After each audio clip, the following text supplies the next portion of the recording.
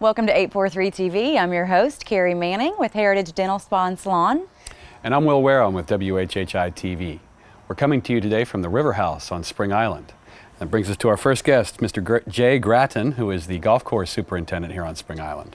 And our second guest is Mr. Dan Dubrell. He is the GM and COO here on Spring Island. And our final guest is John Strother, who is the broker in charge for Spring Island Realty. So stick around for more 843 TV. Where communities come to speak.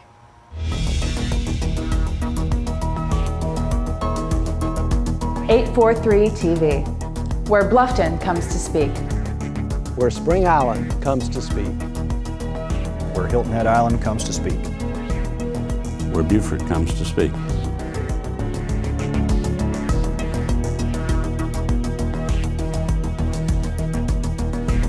.843 TV, where communities come to speak.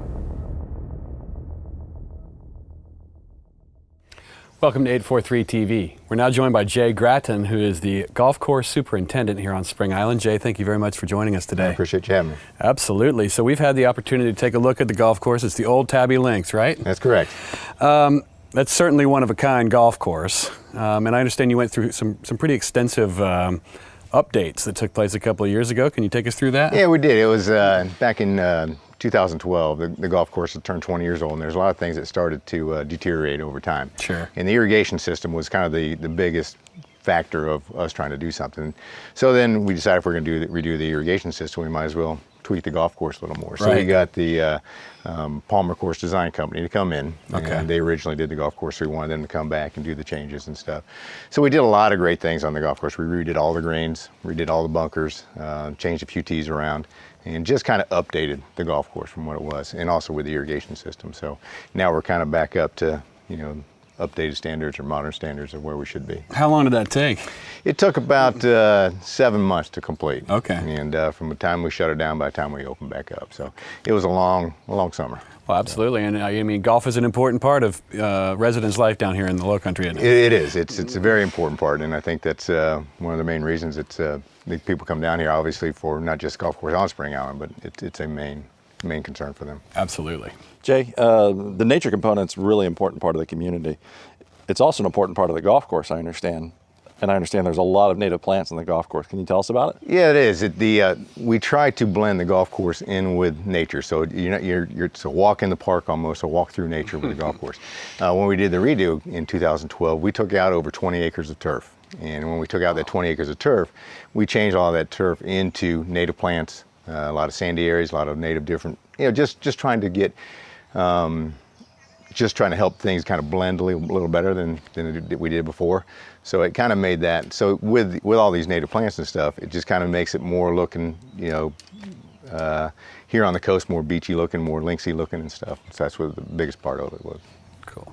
Well, that to me is just one of the great things about the course is especially all the sandy waste areas. And you were telling me that you actually go around and collect seeds from native plants and propagate them and everything. Yeah, it's kind of the thing that once the guys figured out they weren't weeds anymore, and that they were native plants, we go around and did collect a lot of seeds and plant them out and just try to see if we can grow them on our own, and we've been very successful.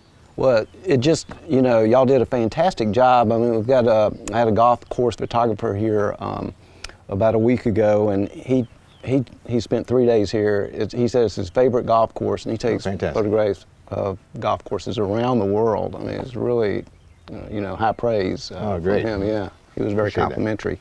And I think one thing that's really neat is the Audubon certification, Audubon Sanctuary. Is that correct? It's Audubon Cooperative Sanctuary Program for golf.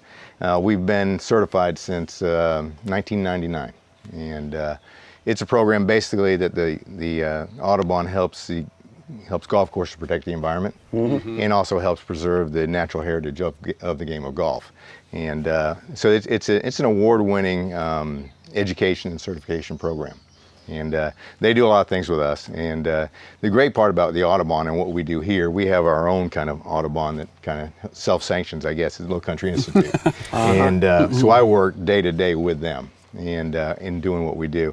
So trying to be certified for the Audubon was really pretty simple. because it's, a lot of guys try to go through it, but I think it's the fear of going through this Audubon process and so, oh my gosh, we got to try to do this, we got to make sure we're safe and doing everything. It's really pretty simple. What we do is just, it's our day-to-day life, and just trying to blend nature in what you're doing and making sure everything is up to the right standard, so we're protecting the environment, especially with our water quality, how we drain our water, how everything goes, so we're not affecting everything else. So that's how we're, with the native grass and everything, trying to blend everything together. We try to blend nature with our Audubon too. Wow, they've done a great job of it. Just fantastic. And speaking of awards, the golf course is rated in one of the top 100 of the country, which is a pretty big deal. Yeah, it is. Yeah, very, very. That's a huge compliment. Yes. Explain to everybody how the courses are rated. How does that work? Well, the biggest part about trying to get your golf course rated, you have to have people come here. You have to have raters come, and that's been the biggest problem. Trying to people coming out here and trying to find us, because we always say we're a hidden beauty back out here, a hidden gem. And once we did the radio, we started getting more and more raters to come out, and the more and more raters you have, the better chance you have to be obviously rated and have a better scale. It's always a catch-22 when you have like the perfect little hideaway. You want to get the word out, but you want to protect it at the same time. You want them to come, we don't want them to come. And so they came out and rated, and there's different companies or different golf magazines that do rate these rate golf courses. Golf Week magazine had us rated in the top 100, and they have a criteria of about 10 different criteria. One is the routing of the golf course. One is the how the shaping was done, and there's a couple other ones of the variety of the par 3s and par 4s and par 5s, the natural beauty, the landscape, the ecology, and then one of the bigger ones, the walk in the park. And I think it really is. I mean, I'm not a golfer. My husband's a huge golfer, but that's a golf course that if you're not a golfer, you could still just ride on the golf cart and totally enjoy the view from every ounce of it. Yeah, there's a lot of people that say, well, these guys are playing slow up there, but they're just enjoying the day. They're just relaxing. Why wouldn't they? And there's a lot of people that do out there, and they have their fishing poles on the back, so they'll play a few holes and they'll stop and they'll fish. Oh, and nice. Some things. Yeah, so it's just really a fun thing. So that's kind of where they go. So the whole process of rating, people just got to come see it and look at it and stuff. And when they do, they kind of fall in love with it. Well, I mean, what's not to fall in love with? It's true. It's very true. I was so excited when they said we're coming back out at Spring Island. I was like, I'll be there. Well, speaking of how tough it is, do you have a favorite hole? Yeah, good question. I think that 17 is our traditional signature hole and stuff. So I'm gonna go with hole number 11, and I think hole number 11 has two sets of tees, so there's two different angles, and so you get two different views from whatever set of tees, from the right side or left side, and it's completely different. During the redo and the change, we really changed that one hole the most. I think that was the most drastic change and stuff. And there's a lot of bunkering, the shaping, everything, the shadows and stuff at night or early in the morning and stuff really sets that one off. So I think that's my favorite one. All right, Jay. Well, thank you so much for being with us today. Thank you. Make sure that you get information and come out and check out the golf course. And make sure you come right back for more 843 TV.